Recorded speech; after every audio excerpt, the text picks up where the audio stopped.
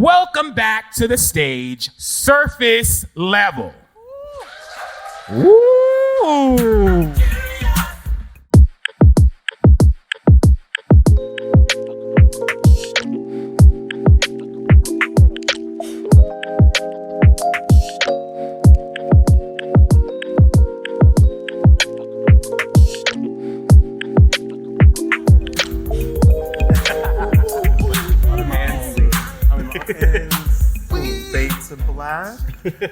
All right, so we couldn't keep it to just that short segment at the top. We wanted to come back and do something really special for you all. So I'm gonna go ahead and kick us off into our next segment.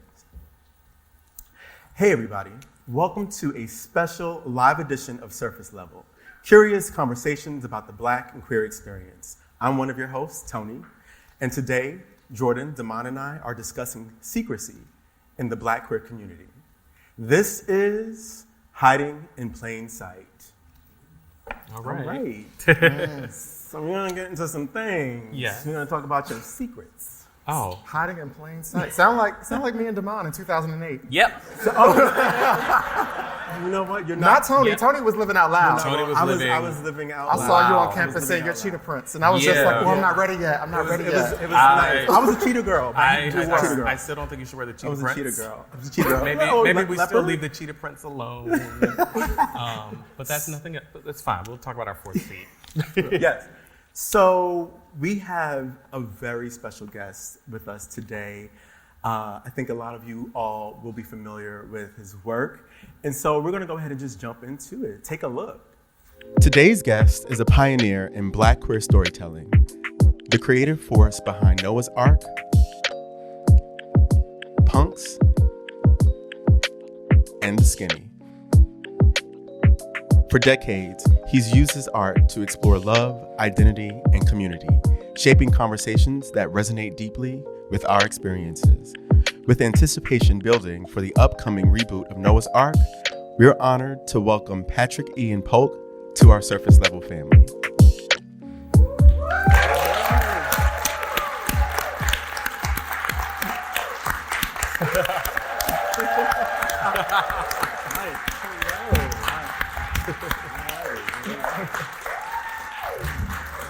Ooh, I'm excited. Listen, we've got Patrick. We've got Patrick. For the Devil Wear Prada's girls, you know Yes. that you'll catch that reference. So thank you so much, Patrick, for being so generous with your time, coming to sit at this table with these girls and share this space. And so we have a lot to unpack. But before we go deeper, let's scratch the surface with an icebreaker game that I'm calling Secret or Safe. So this is going to be rapid fire questions where we'll decide if the situation is a secret, something that we want to keep private, Okay. or if it's safe, something that you'd openly share. So let's start here. Your last sneaky link, secret or safe? Where we starting? Me? Whomever, yes, in that order. Safe. Safe? I mean, it's a sneaky link, so it's secret.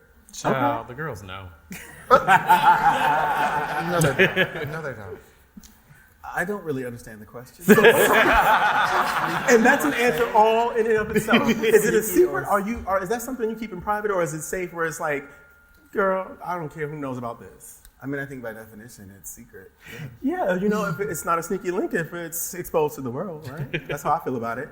All right, who's in your blocked or muted list? Secret or safe? Safe.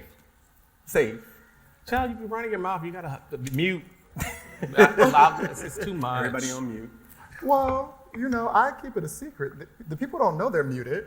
If they asked, But I I will do. tell them. If they asked, I'll tell them. They would never ask, though. If they did. I would say, no, girl, I just haven't seen it. I haven't been on social media. She's a liar. Your blocked or muted list. Are you letting the girls know who's blocked and who's muted, or is that just going to be kept private, secret? I don't really block. I mean, I think there's one person in my life that I block sometimes because they know why, but they do know. They do Yeah, know when okay. Yeah, I mean, it's that's sort good. of like like if there was a switch and you could just turn the volume Yeah. down on this. You gotta That's turn them more down a of little bit. that than Yes. trying to block That's what it. you gotta do. Yeah, for me, I'm gonna say safe because I want the girls to know. I want you to know. Listen, you are blocked and muted. That is a nasty word. Yeah, I feel like they should know. Don't talk to me. So, the messiest text in your group chat, secret or safe? Oh, that's a secret. We be in Okay, jail. we got you on one. You got me on one, bitch. All of my answers are secret. Get out of my business. Yes, this is a secret. I'm not sharing the group A chat. secret. All of the above. Stop asking me. Yeah. Yes, secret. You're gonna keep that secret. Yeah, I often say sometimes like, oh, if the girls saw our text threads, we'd all be canceled immediately. Okay, and last one. A fantasy you've never admitted, secret or safe? Probably safe because I feel like I've said most about my life under these lights and to these people. That's true. That is true. So roll the tapes back. Right. Hello. Well, I'm happy to announce that I can finally say safe. We've been waiting with bated I breath. have admitted some of those interests on the show in the past, so that was You shocking. want to give us the highlight reel? Yes. Well, my mom is in the audience. Well, you said one of them. watched But the the funny show? thing is, you said one of them in front of your mom when she I was know, on the but show. I'm not trying to re-traumatize You don't want to her. re-traumatize her. She's about to pack her pocketbook up and walk out of here. Listen, after all she's been through, I In know. the situation, there was a light slap in the middle of the act, and I was shocked. But then I was just like, Do it again. Do it again. well, She said harder. not harder, because then we fist fight. But keep How it about decent. you, Patrick? Secret or safe? You're a fantasy you've never admitted. I mean, it's secret until I feel comfortable sharing it with an individual. But yeah. I like that. This is a short list. No, for me, we talk a lot on this show about everything, so it's giving safe. You girls ought to know. So, and lastly, for you, Patrick, we walked out to I'm Curious. That's our moniker for the show, and so we want to know, what are you curious about? What am I curious about? And it can be anything. Don't think too hard.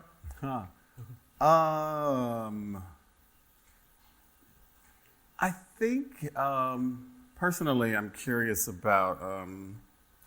Well, I'm now in my 50s, and I'm single.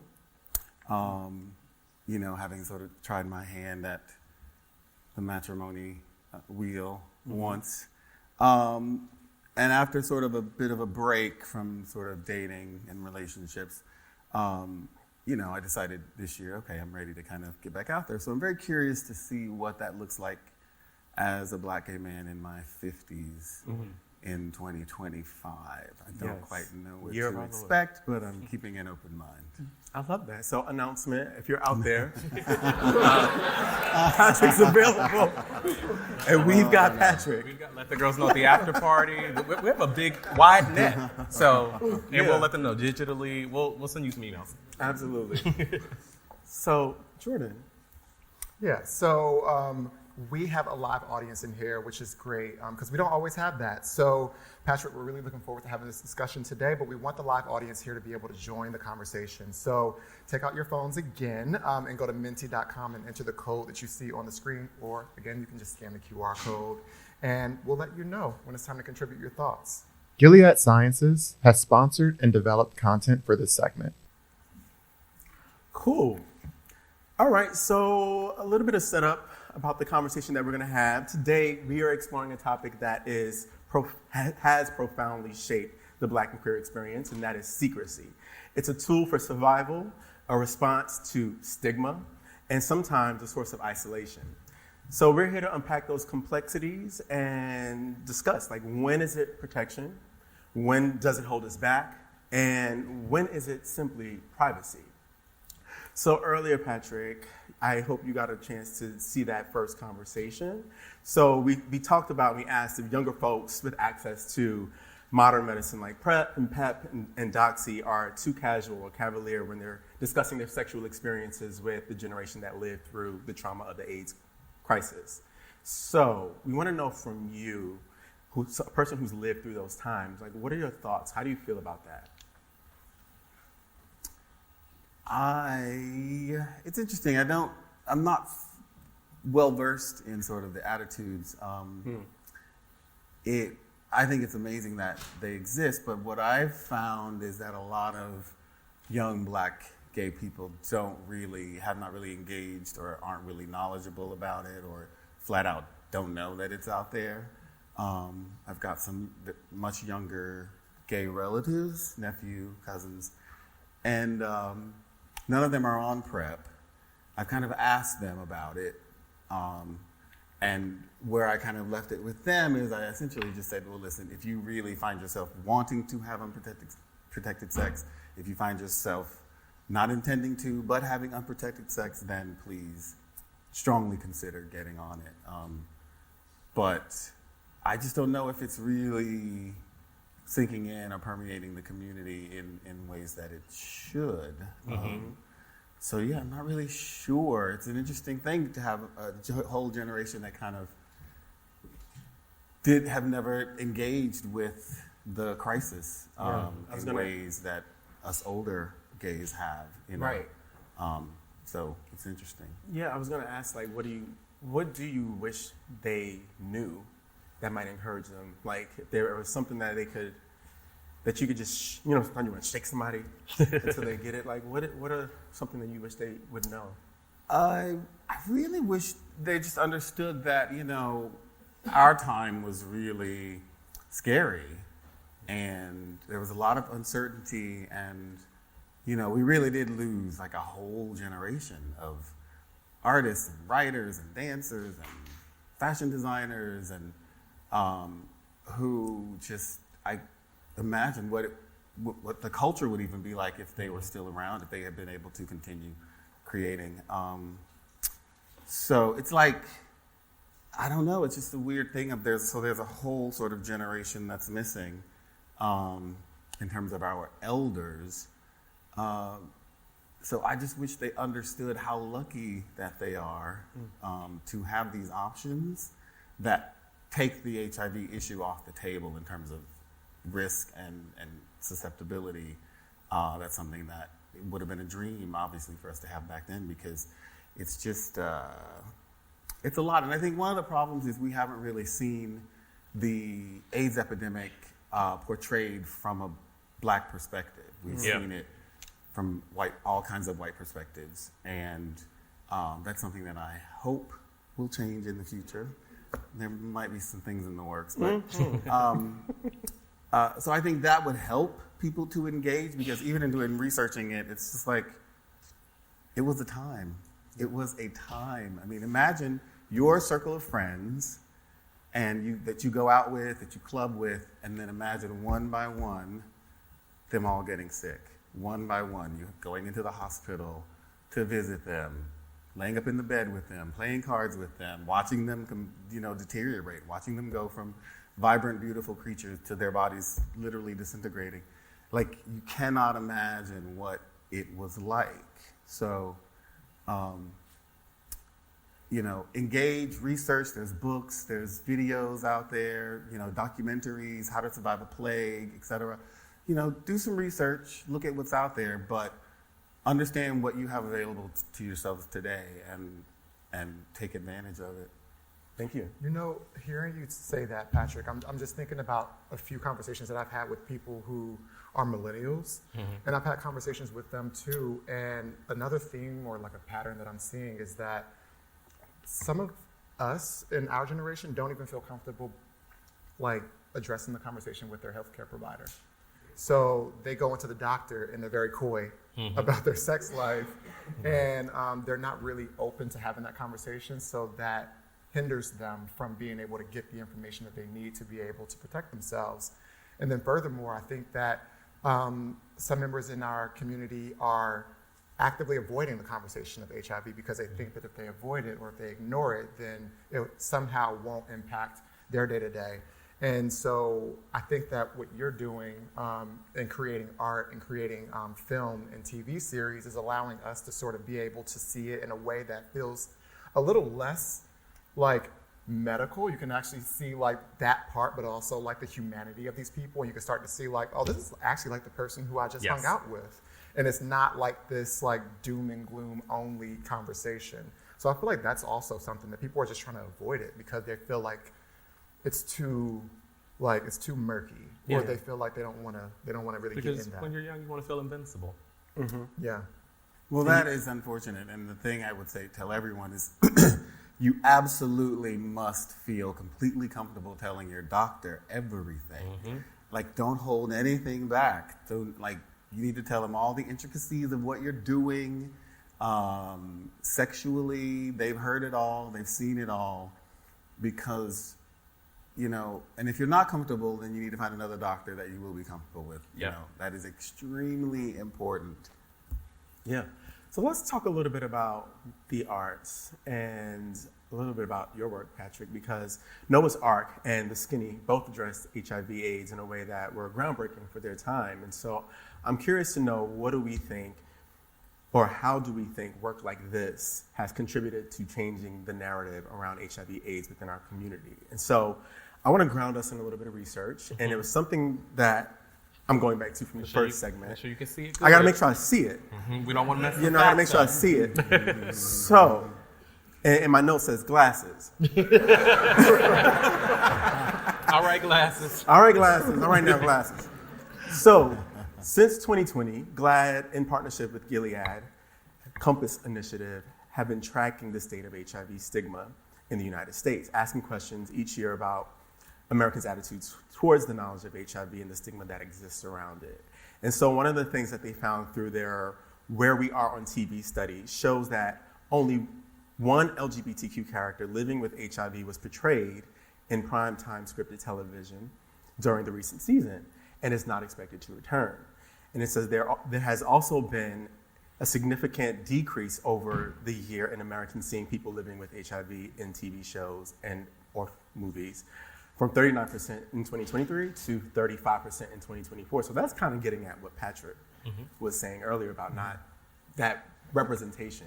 And the numbers go down when you think about Black representation. So, we talk about art impacting. I think about, I always talk about this. I lived in Boston, dated this guy named Corey, who we're still friends today, and he introduced me. Like, I was coming out and growing up, I didn't know Black queer art existed, period.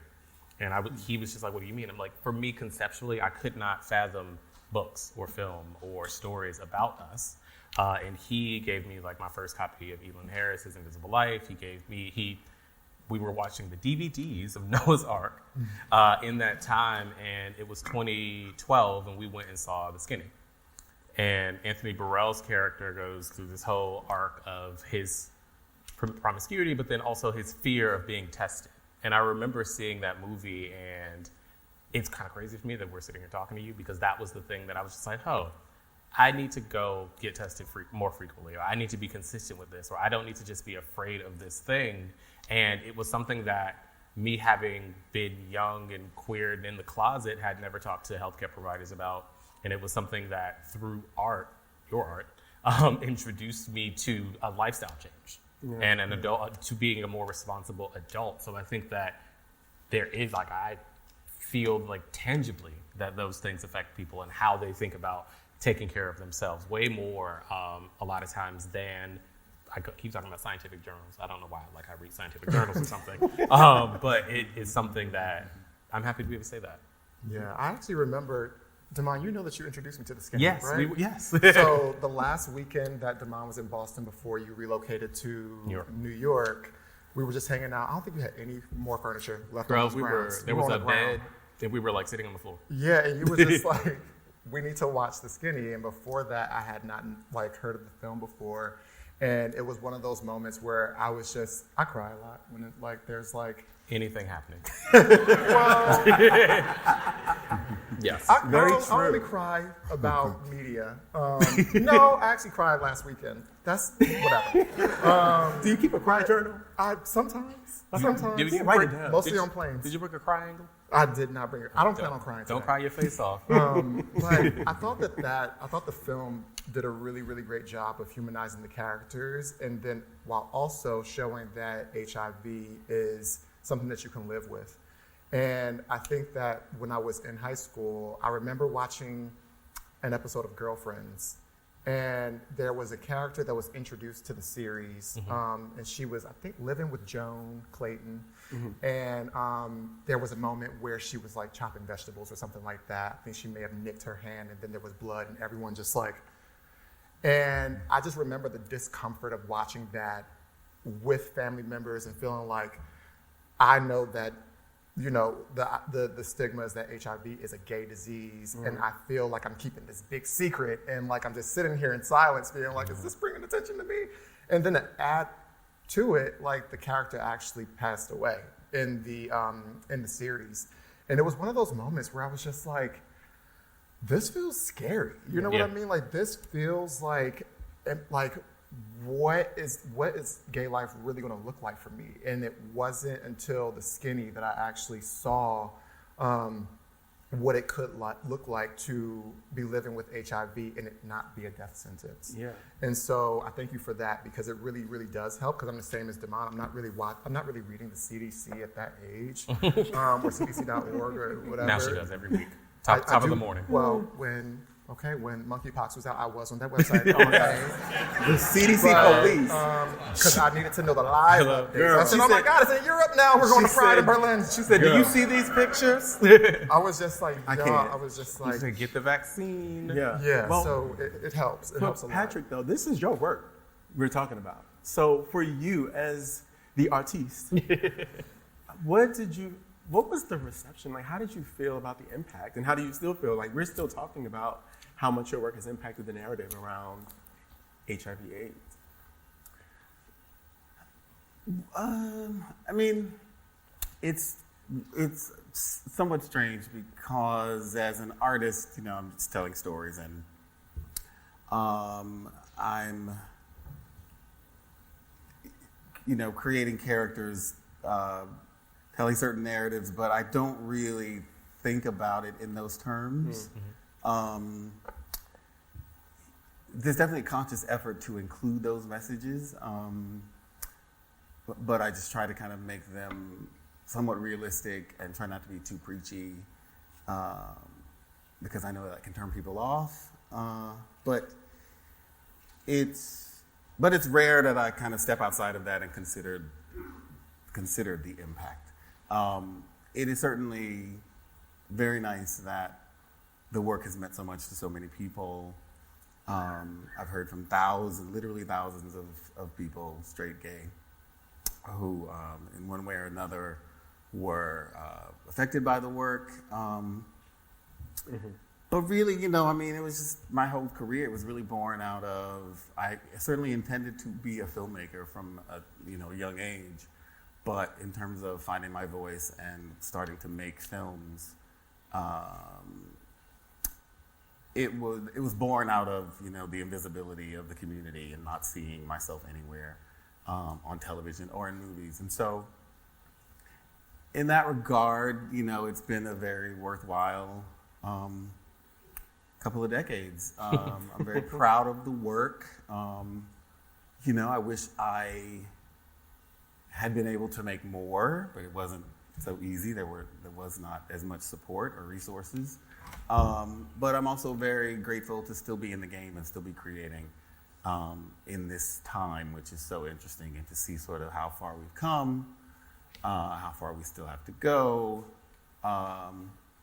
and figuring out new ways to tell stories that impact our community, and at the same time looking at ways to explore the past that hasn't been explored in film and TV. So I've got some things in the works that are really going to do that. Some very exciting things. So it's great. I mean, I wish there was more, and hopefully there will be more. Sometimes it can be. It's weird. It can feel a little uncomfortable when people kind of tell me the stories. They're very, very nice, but there's a weight and a responsibility that I feel sometimes, like, oh my God, people are watching this and kind of like not making decisions about their life, but it is influencing people. And so I try not to think about that too much because I don't want it to affect the work necessarily, but it is in my mind, you know. So I definitely appreciate how much people love and appreciate the work. Absolutely. I do feel that the narrative around these conversations has shifted over time. I think that we still have a long way to go. And a part of me wonders if I think it's shifted because of the bubble that we live in these metropolitan cities versus someone in a smaller town where it's still very much a fearful thing to talk about. So let's talk about disclosure. And that's a hot topic, a hotly debated topic, I feel like, in the community around disclosure, and people should be talking about their status versus not, and if you're responsible to do so. It's ongoing. The girls are on Twitter having a time, honey. And so let's talk about how do we think the conversations around disclosing sexual health status have evolved since the AIDS epidemic to present day? One, I think the science has changed, and to not acknowledge that is unfair to the entire conversation. I think a lot of times people react in a way that people are or are not telling them things about their health that can very much like create the sequence of events that we described from the AIDS crisis. Where now, even if the person is positive, there's a lot of medical help to be able to live with HIV. And if you are negative, there is a lot of help to be able so that you do not contract. But I kind of wanted to also talk about it a little differently, maybe because I feel like we always talk about the conceptually through dating and sexual health. But I think disclosing and talking about HIV, even outside of just people we're dating, is super important. And I think about a very random example when I was talking to my mom once, and I was just like, "Hey, Mom, we were on the phone. I was like, oh, she's like, where are you?" I'm like, "I'm going to pick up a prescription." And she's like, "What prescription you had?"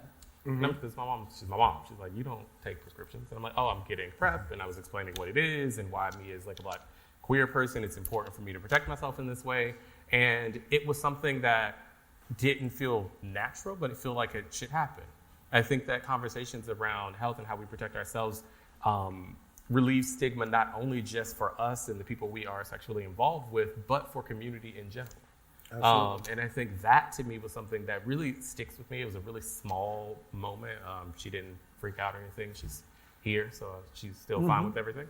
And that was something that I think is important. I think that we sometimes hyper-focus just on romantic relation, sexual relation, but how we talk about HIV, how we positive, negative, or not, it's unique. Yeah. Well, I feel like that was very mature of you as the student, because broaching those conversations with generation, they might not necessarily have the tools to talk about those things to their children. So good for you, constantly, raising the bar. Forward song. I think the conversation has definitely become more healthy. But I feel like it's a lot different from, and I'm just speaking from like my experience of like, I guess, early 20s when I started to have these conversations with romantic partners till present day. But we had an episode last season, it was called "Are You Clean?" And that's a phrase that I'm happy that I'm seeing less of. But there was a moment, where people thought that was okay to initiate the disclosure conversation. Like, "Are you clean?" Which is such a harmful way to enter into that conversation, because it assumes that if you have contracted an STD in the past, that you are somehow dirty. And I think that we were neglect to understand that if you're having sex, STDs is a natural part of the experience. It's not something that's just isolated to the gay community, the queer community. Everybody is at the clinic. So everybody should be. Everybody should be. Even if you just getting checked and everything's fine. Exactly. And so I am happy that the conversation has started to become a bit more helpful. I think that especially within like queer social apps, there's an option to be able to include your status include information around your testing cadence or schedule. Yeah. And I think that has helped people be able to disclose a bit less, like, make it feel less pressured. You know what I mean? Sometimes when you feel like you got to have, like, all right, Make your announcement. so turn off the TV. Turn the music down. I want to tell you something. But like now we can sort of like have those, we can disclose these things a bit more effortlessly, which I think helps people feel a bit more comfortable broaching the conversation. Yeah. So, Patrick, what do you think from the times that you came up in to now, that disclosure conversation, how's it changed? Well, it's interesting. There's still a lot of stigma, obviously, associated with being positive, and that stigma was much greater before PrEP, obviously, and so people would not disclose for fear of their safety or their reputation, etc. So in this post-PrEP world, also this world where we now understand being undetectable. Meaning if you're HIV positive and you're on medication, medications work, and if you take your medication, you will not transmit the disease to a partner.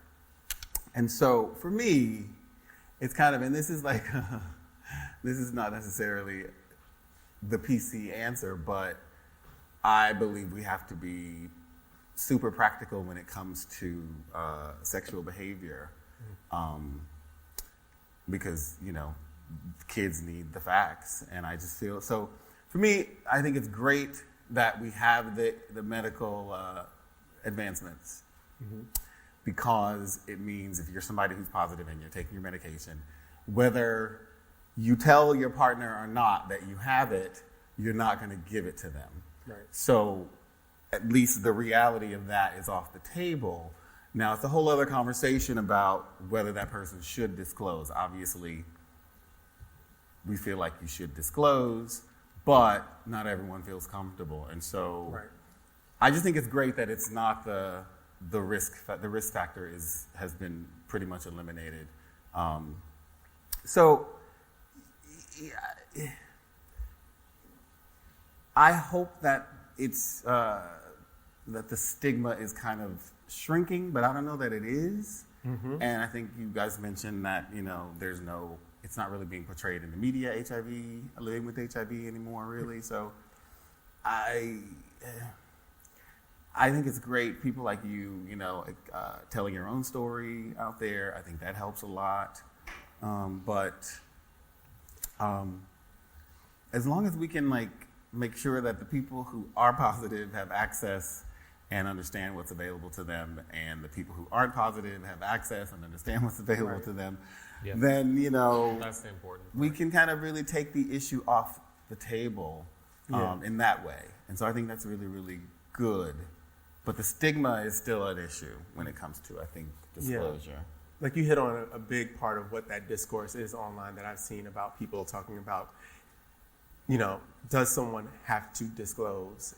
But we know that if you are undetectable, that means non-transmittable. And some people haven't wrapped their heads around that. Yeah. And so there's a lot of that discourse. And also just people being wary around this idea of like PrEP, and some people saying that they are on PrEP when in fact they're positive.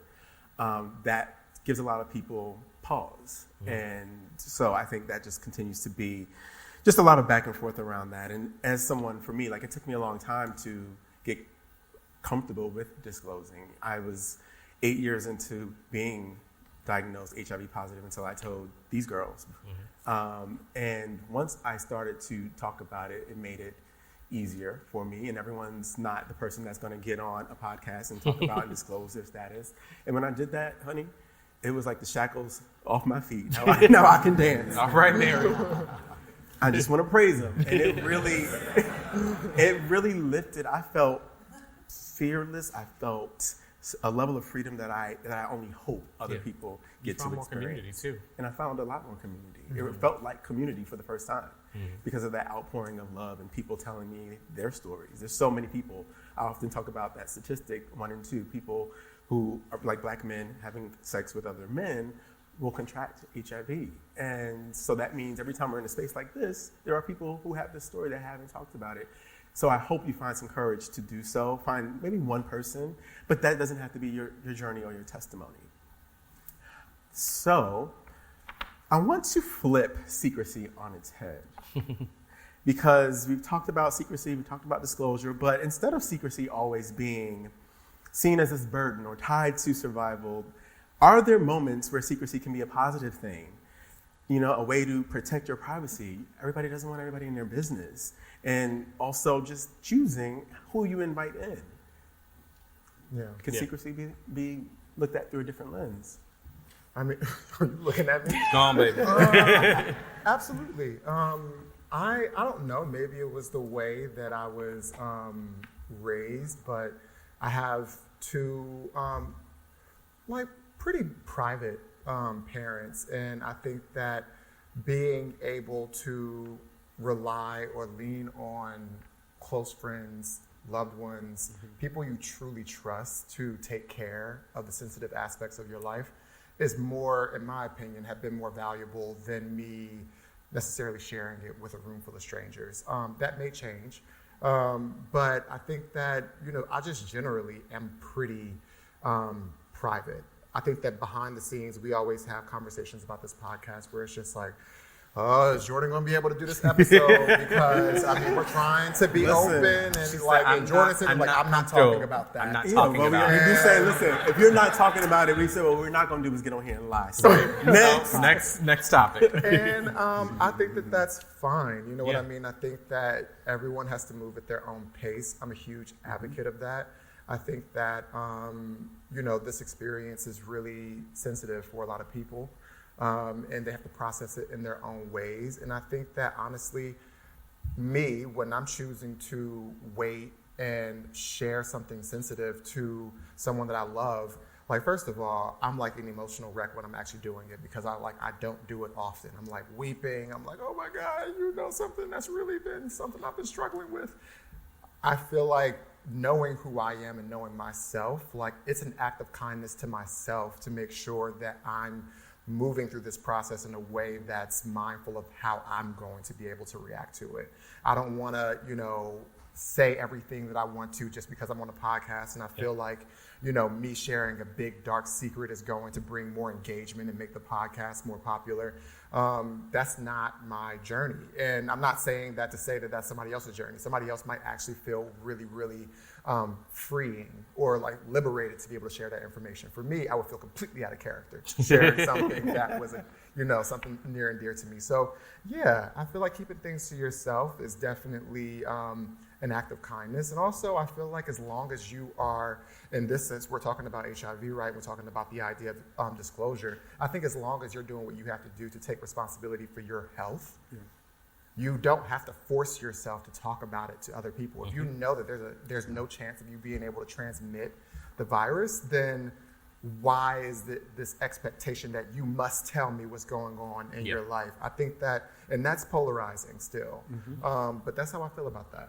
Yeah. I think you made me think a lot about when we had Robert Settle on last season. Yeah. We were talking about disclosure, and he's just if you are on medication, you are undetectable. It is a long-term medical thing that you are managing. In the same way that people have diabetes, in the same way that people have cancer, you do not say, hey, talk to me about your cancer, because you know that you're not going to be able to give it to me. And it's the same type of thing, and I think that we need to look at HIV through that lens.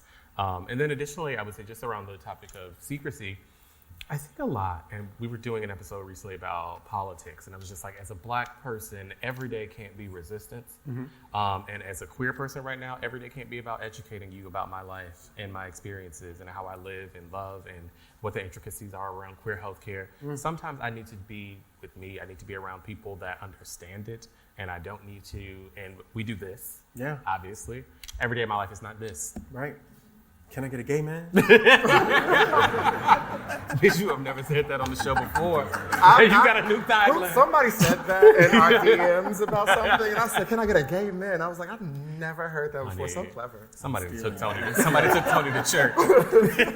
But yeah, I just think that I can't always be the leader of the Black resistance or at the forefront of queer education for the people outside of our communities. Yeah. And sometimes I'm going to turn inward, and sometimes there is a bit more privacy, and that is fucking okay.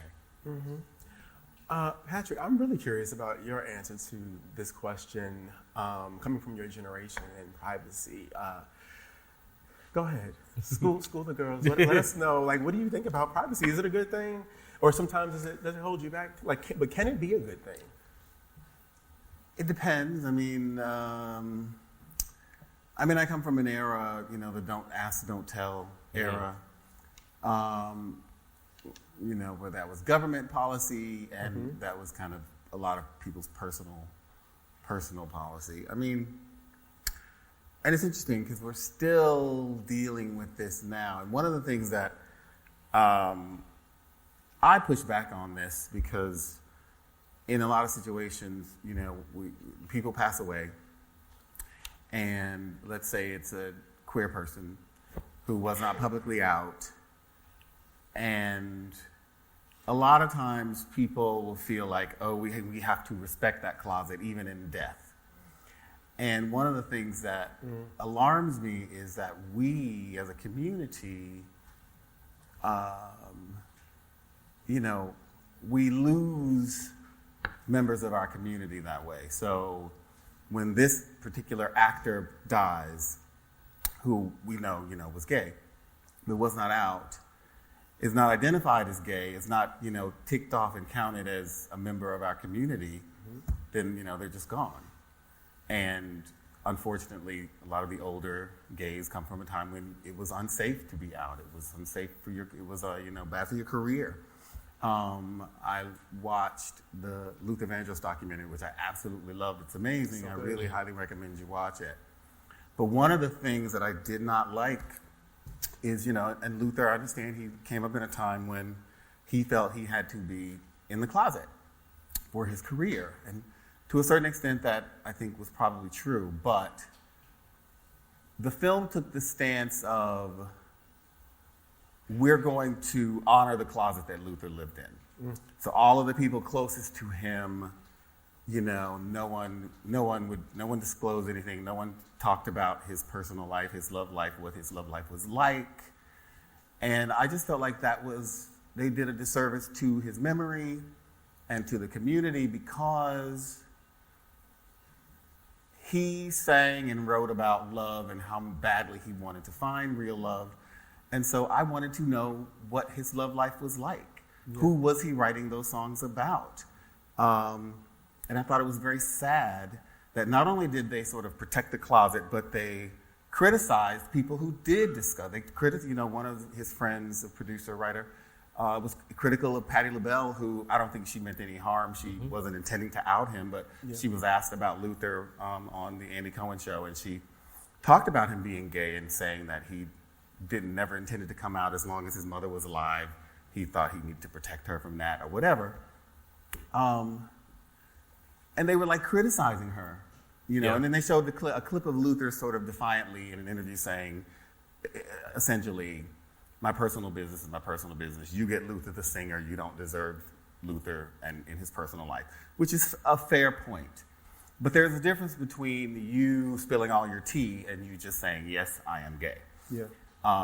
So to me, when the Whitney Houstons and the Princes and the Luthers and on and on and on, when they go, I want those people counted because they are a part of our community. I don't care what anyone says. And I hate this idea that, and people will comment about this, like, you're dishonoring him. That was his business. If he kept it private, why is it your business to out him? And I'm just like, Jesus Christ, even in death, people aren't allowed to be free. And it's just very sad to me, especially with someone like Luther, because he was gay. He's a part of our community. He wrote about his experiences, that his number one song, Power of Love, Love Power. He says in the lyrics, when we walk down the street, we don't care who we see or who we meet. No need to run, no need to hide, because we've got something burning inside. We have love, love power. And, you know, we need to see that. We need to hear that, because one of the reasons why the HIV rates of infection are so high in our community is because we never see ourselves. We never hear that we are worthy. We never see loving examples of Black gay men together, you know. So it's important. It matters. And I wish people did not feel the need to hold on to that secrecy in that way. Yeah. You know, in terms of personally, yes, be secretive as you need to be, whatever your circumstances are. But on a bigger scale, I think, you know, we need an environment where people feel comfortable. And certainly, once you're dead and gone, if the truth can't be told then, you know, what the fuck? Yeah. Absolutely. Absolutely. Yeah, I personally do feel that when it comes to privacy, there is an element that is important. And for me, although I, now doing this podcast, have talked about a lot of things so publicly, there are still things about me that are private. And I have a level of discernment that, you know, if I invite you in, be careful with me. Mm-hmm. You know, because I'm not just letting any Tom, Dick, and Harry into my real private space, the things that only people that I want to know that information know. Because a long time I didn't trust anyone. And it took some time for me to get to that place. So, Patrick, I want to know if you're going to give us an exclusive today.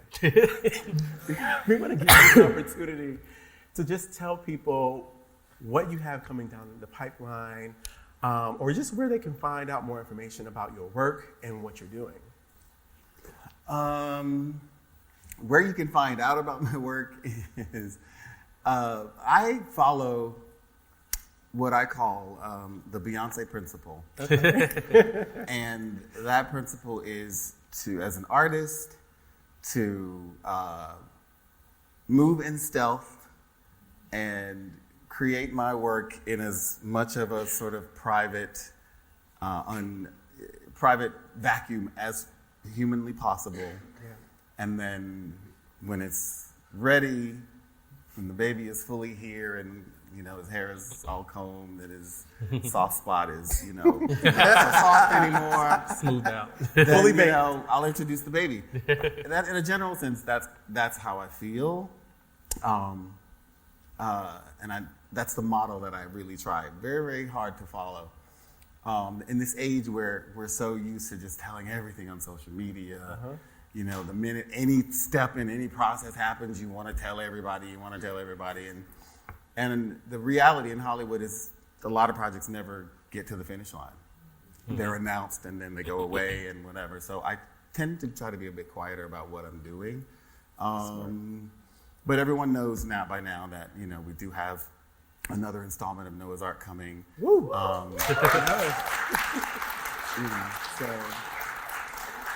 I can't give the release date yet, but I will just say we'll have some extra things to be proud of this year. So love that. I will give you a little bit of a hint. Beyond that, I guess I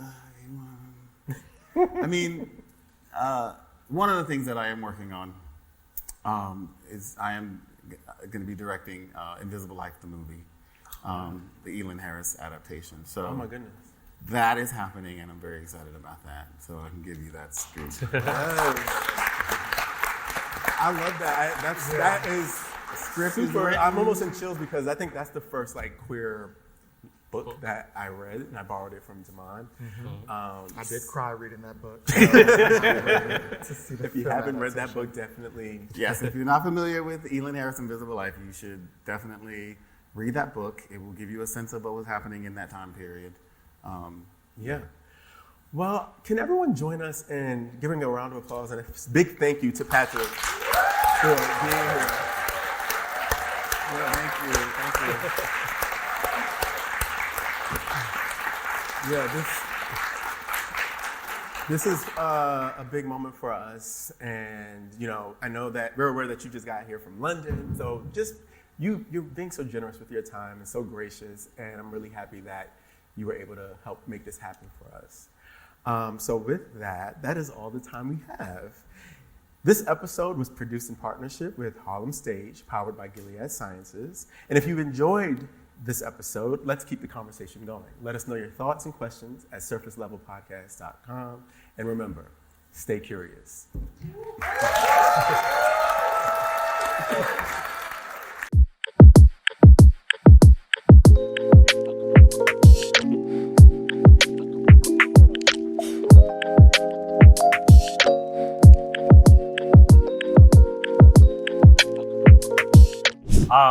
Thank y'all. So we just wanted to do a few thank yous before we let y'all out of here and we can kick it at the after party.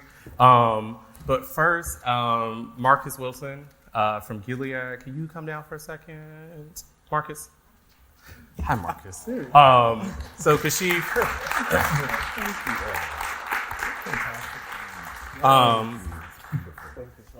So we just really want to thank the whole team from Gilead Sciences for taking a chance on us.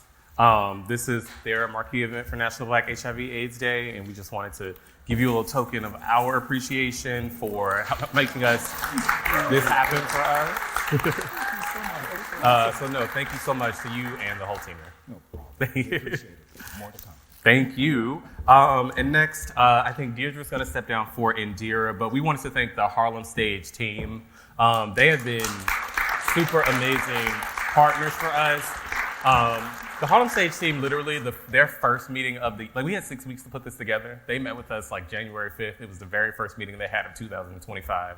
The whole team has been pulled together and helping us out. So thank you to Indira. Deirdre is going to come down and accept for her. Saul and his whole team, thank y'all so much. Yeah.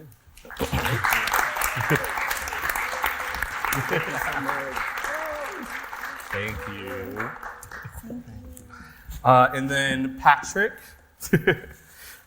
We can't say enough about what it has meant for you to have spent the time with us. So we wanted you to come out for us to literally give you some flowers.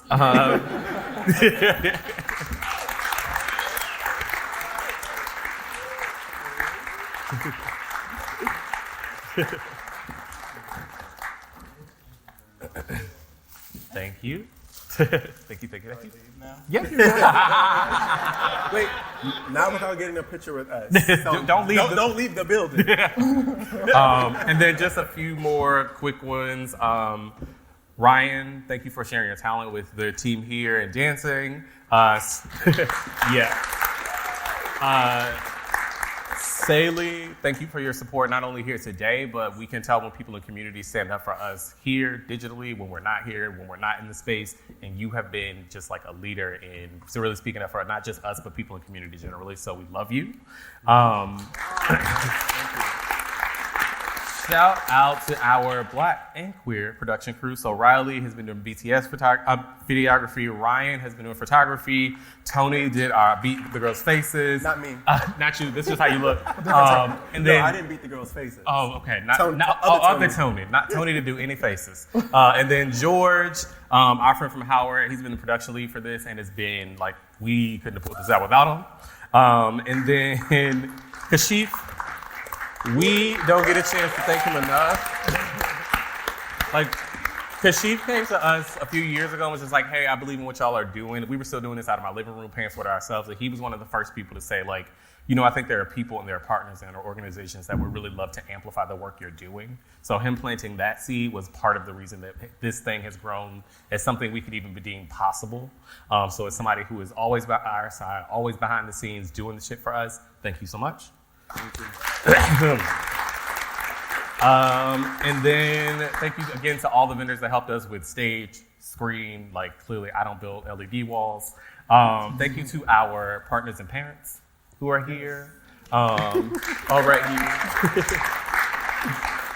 Special thank you to my husband who keeps allowing me to use our house as our staging zone and building.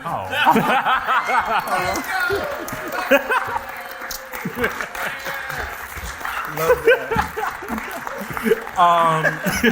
Tickled by that, baby. That tickled me. Bust you up.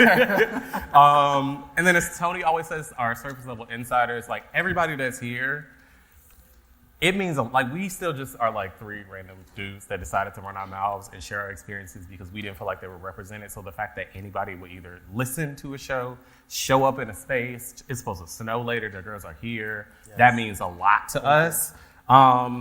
And that's all I got. Y'all got anything? Did I miss anybody? I feel like I tried to write it down so I didn't lose the girls. That's it. I think that was it, baby. You did it. You did it. You did it. You doing great, sweetie. You're great.